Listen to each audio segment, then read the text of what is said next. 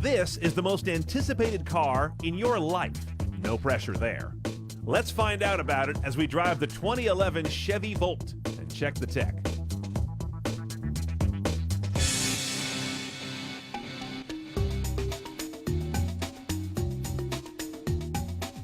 The 1970 Z car, the 76 Accord, the 86 Taurus, all watershed introductions, and all pale in the glare of the hype around this guy, the 2011 Chevy Volt.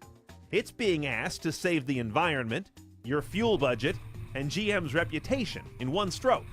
I don't envy it. The Volt is distinctive in its look, but whether folks are going to aspire to be seen in it for its styling is doubtful. That Malibu meets cruise thing is neither hot nor hideous. It's a 4-passenger sedan, not 5, due to a console between the rear seats to accommodate part of the battery.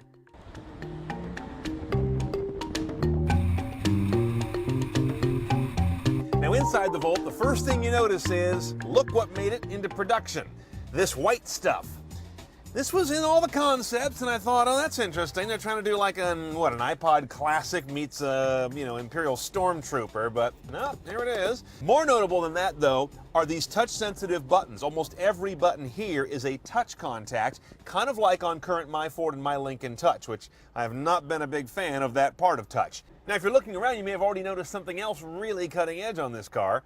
No dials, no gauges, all screens. You've got one in the center, that we've seen before. This is all new, a complete LCD square instrument panel. It's basically like a 7-inch tablet just sitting in front of you all the time. You've got a huge array of media options on this car. They aren't the main story, but let me just run you through them. You've got your usual radio categories as well as XM radio on this guy. You've got the hard drive disk aux button right here. Again, touch cycle through it. 30 gigabytes of hard drive space to rip to. And of course, aux, USB. You do have Bluetooth streaming and of course, Bluetooth hands-free.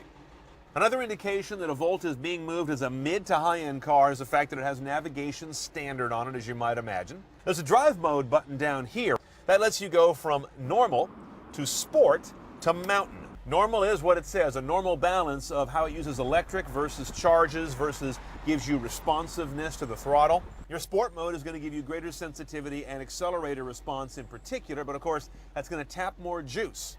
And then the mountain mode is one that will start to charge the battery sooner when you're doing lots of mountain grades, because that will deplete the battery rapidly, so the generator will kick in before the battery is as low as it would be normally. Aside from in the driver's seat, you can also run your Volt from your phone. OnStar Mobile lets you lock and unlock the doors, start the Volt, prep the cabin climate, check your charge state, tell the car when and how to charge, even blow the horn to find the thing. Okay, here's where GM has been spending all their time and their bajillions of dollars, developing the Voltec powertrain. Here's what makes this car interesting. It's an electric car, but it has a gas engine. There's a 1.4-liter inline-4 super lean burn gas engine here that does nothing but turn a generator. That generator puts juice into a big old T-shaped power cell that's in the middle of the car. And that powers an electric motor that drives the front wheels through a 1-speed gear reduction transmission. Bottom line, 150 horsepower, 273 foot-pounds of torque. Huge delta there because it's all electric powered. 0 to 60 about 8.5 seconds, not bad. You're going to get about 3540 mpg, but there's also a number called mpge, or equivalent, that's 93. And your EV range before the car starts to burn any gas to replenish its batteries is around 25 to 40 miles. There's a lot going on here. Now, mpge is an odd bird. It's a measurement you'll see on some new window stickers that converts electricity and roughly equivocates it to the same energy in a gallon of gas.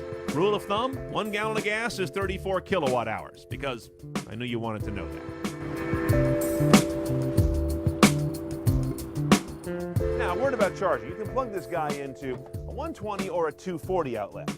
Here's your charging apparatus right here. This guy lives on this kind of wind-up thing in the back.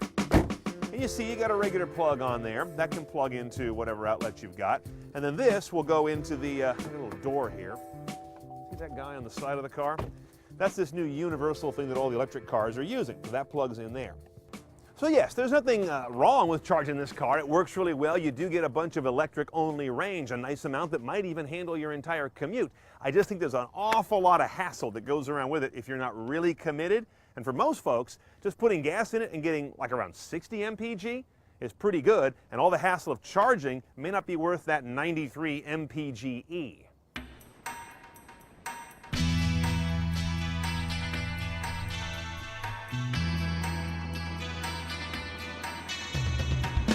Okay, so here we are. We're underway in the Chevy Volt. On the left here, in the configuration I'm in, you can rejigger this dash a little bit, but on the left there is my fuel tank, my gasoline, with an estimate of range on this range-extending, generating on the fly drive motif. On the right is something very interesting. That green ball is the momentum meter, if you will. You don't want it to be up or down. When you hit the gas too hard, the little ball goes up. See that? And it gets smaller and it kind of withers and it gets this nasty phlegmy color of yellow. If I brake really hard, watch this. Same thing, it drops down and it's not happy. It tells me when I accelerate hard, I'm wasting energy, either electrons or dinosaur cells. But when I brake hard, I'm also wasting energy. I'm wasting kinetic energy. Now on this shifter, which controls the one-speed automatic, which is really a gear reduction box than an actual gearbox, you've got your drive and low. Drive, you know what that is. Low's a little different. Low is like B on a Prius or a hybrid synergy drive vehicle. It brings in an aggressive regeneration. So I'm going to put this guy in low and do nothing else.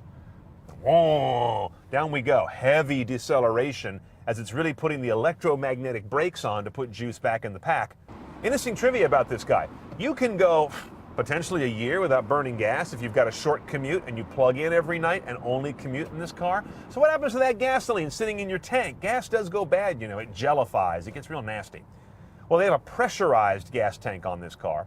Also sensors that will run the engine and burn off some gas about every couple weeks, I understand it, if you never use gas otherwise. Okay, you got a bunch of modes here on the power flow thing. There's battery power. I'm running off stored electricity and the engine's not running right now. I hit the brakes or I coast and there's regen. That's regenerating with the electromagnetic clutching of the motor to drive back to the batteries. Now when I get on it, I have engine power where I'm generating through the generator, through the battery pack into the electric motors. Okay, so all of this gets down to the bottom line.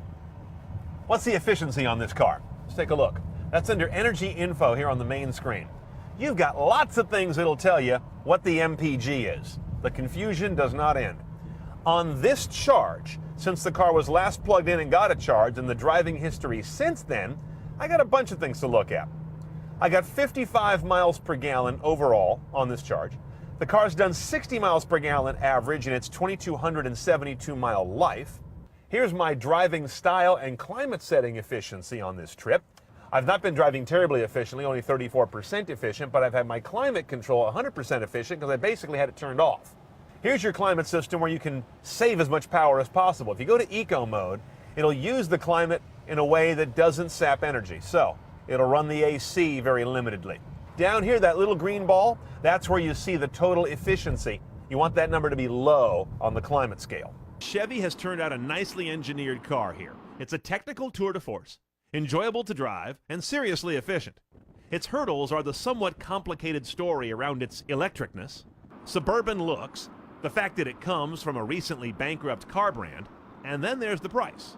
Okay, so you decided the Volt's for you. Here are the numbers, $41,000 with destination. Now there's a little bit of, I don't know, I think it's a little misleading on the Chevy Volt website that shows the price of this in great big bold numbers with a $7,500 tax credit already minused out of it.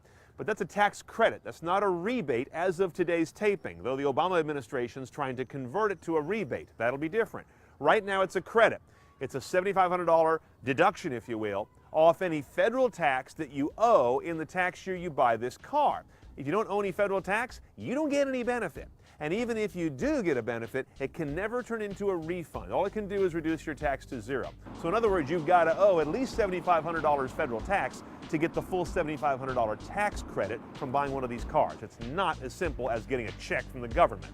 If the Obama administration does change the law, as they're trying to, you will actually get a $7,500 rebate at deal time at the showroom. That will be different.